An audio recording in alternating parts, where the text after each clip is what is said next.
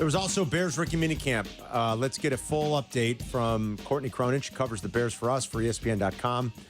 See her all over the ESPN family of networks, both on TV and in print. Rome Odunze sat the second day. If ever there's a time to be cautious, it's probably rookie minicamp. But Courtney can give us the full recap of everything that happened this weekend. She joins us now on the CarX Tire and Auto Guest Hotline. I mean, really, it was just more rave reviews for Caleb. That seemed to be the biggest takeaway again, just his attitude and his infectious personality right now. And it's hard to tell what happens in a 7-on-7 or 11-on-11 situation at rookie minicamp when they're in shorts. Majority of these guys are not making the roster, and the ones that they signed today, the 6 undrafted free agents who are there on a college tryout basis, probably have a better shot, if at all, of being on the practice squad. But I think there are some, pretty evident differences of what you're seeing at quarterback with Caleb Williams out there, guys, and just the way the ball left his hands. Like that, regardless of whoever's around him, is not probably going to change. And it was, pretty eye-opening getting a chance to see just how quick that release is and the way that he, would lead receivers. Wasn't that guys were just waiting for him and they were getting open ahead of time. Like he was leading receivers with his throws, and that's a pretty big takeaway for somebody who, hasn't played with 90%, 95, 98% of the guys that were there at rookie minicamp the last couple of days. I know that, he has a relationship with John Jackson III, who made the roster, at least for training camp with the 90-man. He played with him at USC, and, he and Rome Odunze have gotten some good work in this offseason. But other than that, everybody else is new to Caleb Williams. So to watch kind of his command of the huddle from what we were able to see at practice the other day and watch how Caleb's integrating himself into this team it's probably the only thing you should be taking away at this point of the offseason. I mean, they've known for months, obviously, that this was going to be the pick, Courtney. So is there any little built-in advantage, where he knew it, they knew it, he could sort of start to immerse himself a little bit in Shane Waldron's offense? Could that be a little bit of an advantage as he tries to get up to speed? Yeah, absolutely. And that's exactly what happened, Carm. Like over the last couple of weeks, I'd say probably like 6 weeks, I talked to his quarterbacks coach, Will Hewlett, who has been training Caleb since he was in the 7th grade. He's based out of Florida, near Jacksonville, and he's got a place where, Caleb spends more time throughout the year with his personal quarterbacks trainer than he would with anybody on the Bears coaching staff. So they had a plan that came down to Will Hewlett and Shane Waldron effectively coming up with a way that they were going to get Caleb up to speed, that they were going to give him this head start.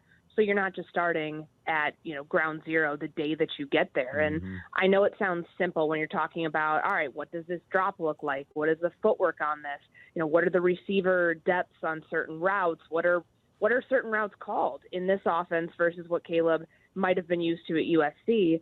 Those things take time to learn and time to master. So in him getting a chance around the top 30 visit, even before that, when they started teaching him bits and pieces of this offense at his pro day, that's only an advantage to Caleb Williams in getting himself ready to go, so the operation can be cleaner for a rookie quarterback when he gets the full squad together when they're all back at OTAs next week.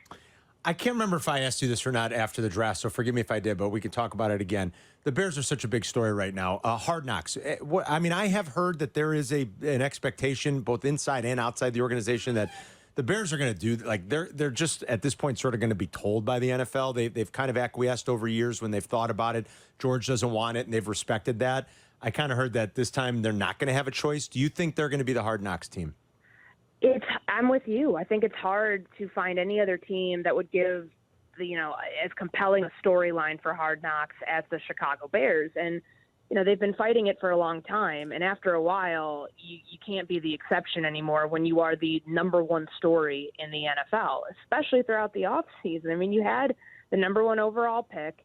You had a great stretch in free agency. This is a positive thing for the organization. I know some people won't see it as that, but I find it hard to believe that there's going to be another team that presents a more compelling case from NFL films to the league to put them on Hard Knocks more than the Chicago Bears. We were talking about this over the weekend, like what's the timeline, the timetable for teams to find out. I don't think we'll find out anytime soon, as in like the next couple of weeks. I think it could be closer to, early July. And of course, they're going to be in camp earlier than everybody else because they have that Hall of Fame game. So maybe late June, early July is when we find out. But I'm with you. I think this is all pointing in the direction of the Bears getting Hard Knocks, whether they like it or not.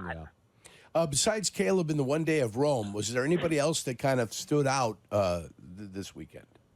Well, watching Austin Booker, like his length is really noticeable. And I know this was brought up to Eric Washington, the defensive coordinator, and it was kind of a funny moment. But his legs are like, I don't want to say abnormally long because I don't want to make it sound like a bad thing. But for a pass rusher, like his length jumps off the page right away. And to see, what he looked like compared to the rest of that group, you won't be able to find the real takeaways or to kind of figure out like what he's going to look like until you see what that group is, shapes up to be during OTA. So to watch him get a chance to start, working in here, that was probably one of my bigger takeaways from the weekend of like individual players. Cause we know Torrey Taylor has the job as the punter, and, to watch him do the plus 50 work on, I think it was Saturday, they're using him as a weapon. They're going to try every possible thing. And I think it was funny because I asked Richard Hightower about that the other day. Can you potentially use him on kickoffs? And he wouldn't rule it out. It made it sound like it's going to be something that they do. You might as well. You spend a 4th-round pick on the guy. Get as much bang for your buck as you can. And, with Rome Odunze, I just want to say this because when I put that out on Saturday morning, the floodgates start opening with people panicking. He was out there on Saturday. He had gloves on at one point. He was just catching, just kind of casually catching passes from Caleb. Like when Caleb and the other quarterback, the guy from Western Kentucky, were working together during individual stuff, Rome was over with them. He wasn't with the other receivers. So I don't think it was anything more than just a precautionary, the guy has hamstring tightness. Like, let's not jump the shark and think this is Kevin White all over again. When he was already out there practicing on Friday, and he was moving around pretty well from what, I was able to watch him do on Saturday, even though he technically was not practicing in an official capacity. Is the kickoff thing, I heard Waddle and Sylvie talking about it. I haven't watched the USFL. It is when you read it, it's like kind of confusing. You're like, wait, what are all the different permutations that go into how this thing works? Was it weird to see that for the first time, and is it going to take some getting used to? Yeah, and I think the zones are like the weird part of it. I don't.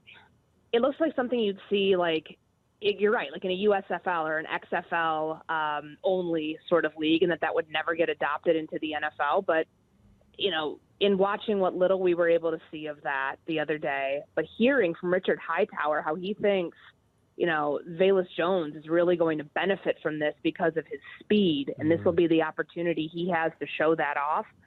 The kick return, punt return battles, him throw Khalil Herbert into the mix too. That makes those a little bit more intriguing based on how those rules might actually play into their advantage and their best assets, which for Velus, turning on the jets and, allowing, catching the ball obviously is one thing, but the speed element I think is, something that he hasn't had a true opportunity to show off yet in his 2 seasons with the Bears. Yeah. All right. Anything else from the weekend we should know about? No, I think that, we're looking at OTAs this week or next week. That's, there's no more drama. There's not that there was drama around this team, but there's none this year. Like last year, we were wondering about Jalen Johnson. Is he going to show up? If yes, it's voluntary, but what does that look like? And that time too, the roster was, I don't want to say easier to make, but this is going to be a really difficult roster to make this year based on how many vets they have. So curious to see who shows up and what the attendance looks like, but it does sound like they have had some pretty good attendance so far throughout the offseason. Good. And what's your guess for number of primetime games once the full schedule is out on Wednesday? 12. I told Waddle and Sylvie I think it's 5, and I think we settled on Detroit for Sunday Night Football in week 1. Yeah, I heard you guys talking about that. That sounds about right. All right, Courtney, great stuff. Thank you as always. We'll talk to you soon. Okay. Take care.